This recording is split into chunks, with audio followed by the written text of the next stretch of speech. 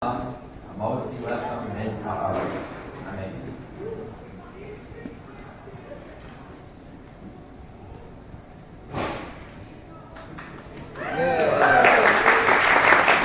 Thank you so much. And next we're going to welcome the father of the bride, Stephen Nichols. So let's welcome him with a nice round of applause.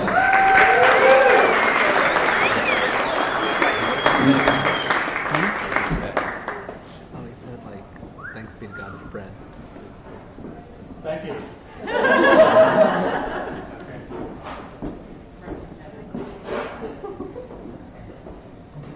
Microphone for me is probably hardly necessary. Pretty sure you can all hear me in the back of the room. We've all heard expressions, time marches on, time immemorial, time skips a beat. At ceremonies like this is where we come together and remind ourselves that time, in fact, has moved along.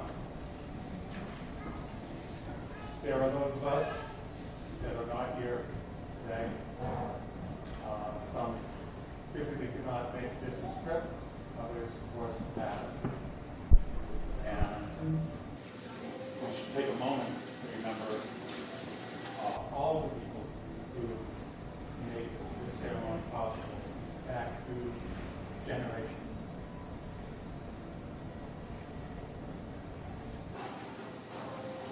I'll leave the niceties for the other people who want to speak. I just want to wish the bride and groom the very best in their future and their generations. Bride and groom.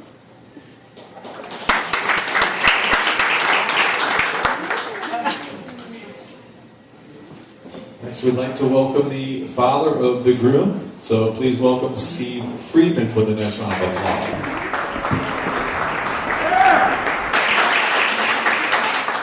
Where's Karen? Karen! It finally happened. No, it's really exciting. Back in 1999, we went to Israel with Clay and Terry and to celebrate Hal's bar mitzvah, and with Karen to celebrate Lauren's bat mitzvah. And the two cutest people on the whole trip, Ian and Aubrey, because they helped him. What? Yes, they were. Oh, and Bruce. No. They found each other when we were on a trip to Israel, and they held hands the whole time. Oh, they're so cute and everything. And it was really great. And then there was always the issue about, because they found each other, is this a legal marriage? And then we went and asked our uncle whether this was legal or not, and he assured us that this is legal in 50 states and all U.S. territories as well. So we're ready to go and everything. And then it did take quite some time and all that for them to get together and everything. And sometimes they're together, sometimes they're apart, and then finally they were together. And we're all very proud that the two of you decided to get married. And you asked Aubrey to marry her. And as everybody saw, they danced into each other's arms and everything. It was just so exciting. And I do want to give you some dancing advice. Ian, provide a strong frame for Aubrey as she twirls through life. She does love to twirl. Be there for her always, never let go, except when you're supposed to. Aubrey, don't twirl so fast.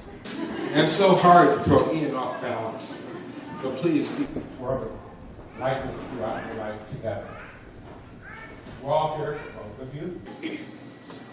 And I offer this toast to Ian and Aubrey.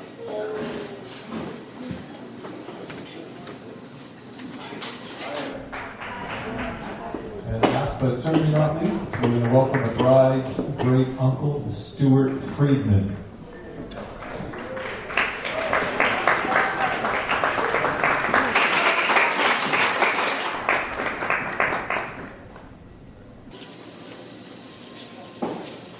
I'm a double great uncle. That was quite a dance, all right. You should do that. that in. Maybe around then even I can learn how to do that. Anyway, I promised, like Michael did, not to speak too long. Like I also admit that he stole some of my toast, if you like. We'll name it. First of all, I would like to thank both of you, and this really is so much important to us that we had the wedding on the East Coast. And all these people from California and Oregon and wherever else had traveled this way. So that we thank you for very, very much. Us young people need to have it closer, okay? This is for Aubrey. Aubrey, it's exciting, especially exciting for the bride. And your grandmother, my sister, was a freedman. And your grandfather was a doorman. And then your mother became a doorman, a nickel. And then we go from there, and nickel became a freedman again. So I think that's fabulous. I really do. And you know, I've been a big supporter of you guys for quite a while. The only downside is that you inherited two uncles, Bruce Larry and Clayton Scott. Other than that, there's nothing wrong with it. It's fabulous. Just terrific. Anyway, there's a blessing that the cantor sang toward the end of her service, which I had also written down, and I'd like to repeat it. It's very brief, but it's the Old Testament, for those of you who are familiar, and I'll read it for you. And it goes something like this. May the Lord bless you and keep you.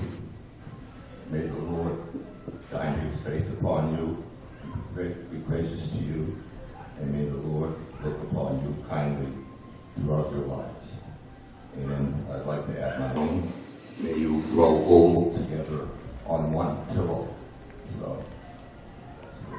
So let's raise our glasses one more time for Aubrey and Ian, to health, to wealth, to love and happiness, and a couple of children along the way, or more than two. Mazel tov.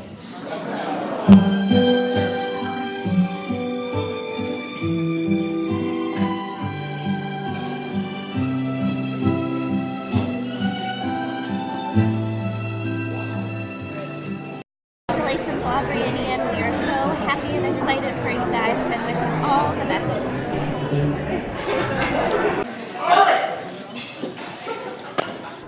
Okay, how about now?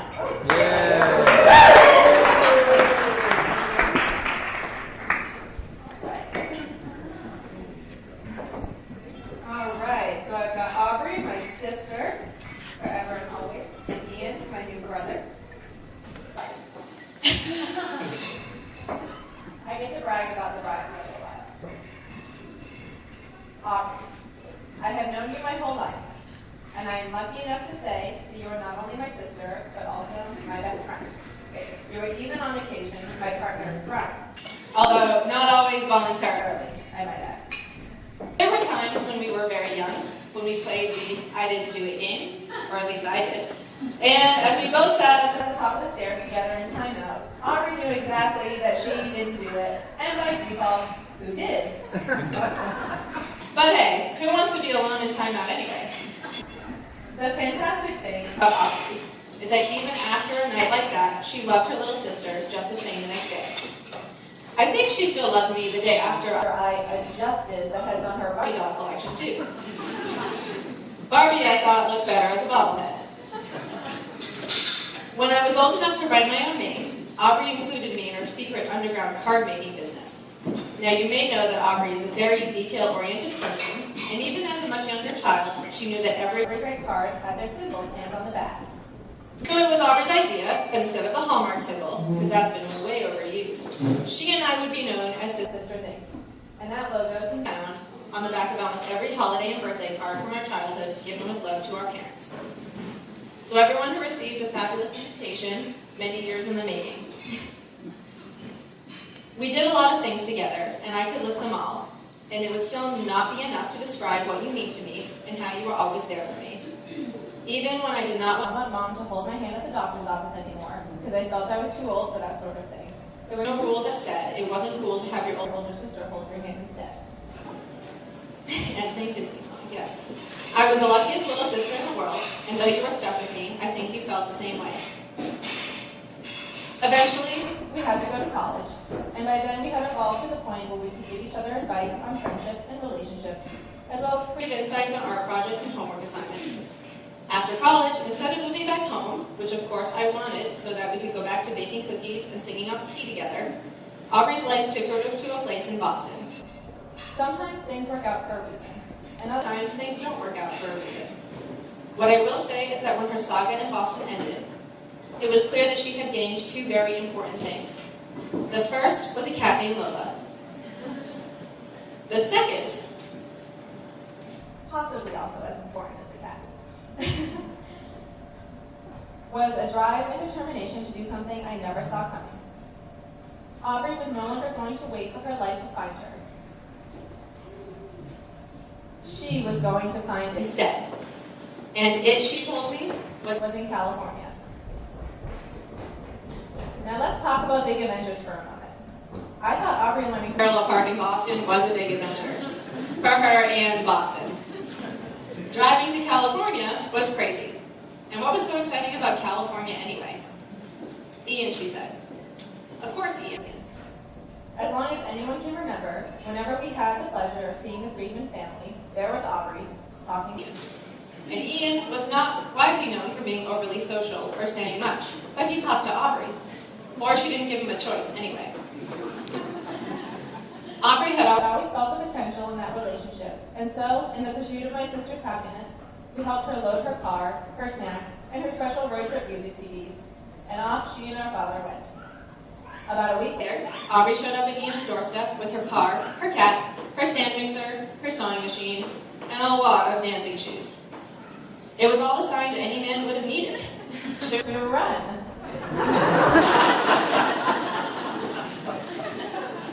Ian, however, is no ordinary man.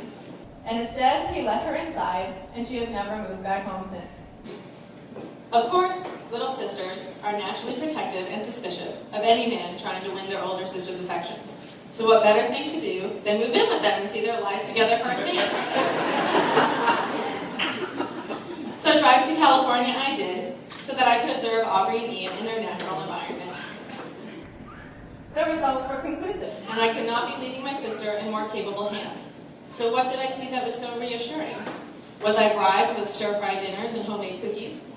Was I threatened with the torture of having to go to yet another Zumba class? Or maybe it was the overexposure to the bright pink colors affecting my judgment. Yes, it was definitely all of those things. But it was also the way Ian smiles when he is gazing at Aubrey crafting a project. The way Aubrey laughs and squeaks when Ian is poking her in the middle of a dance move. It is obvious in how you take care of your now 4 furry kittens, and you speak in meows, even when you play rock band. It's very odd, by the way. The two of you were clearly made for each other, and I'm happy to say that I have never seen two people complement each other so completely. So may you dance many dances, laugh many times, and love always. And Aubrey, don't forget to always keep a room open for your little sister.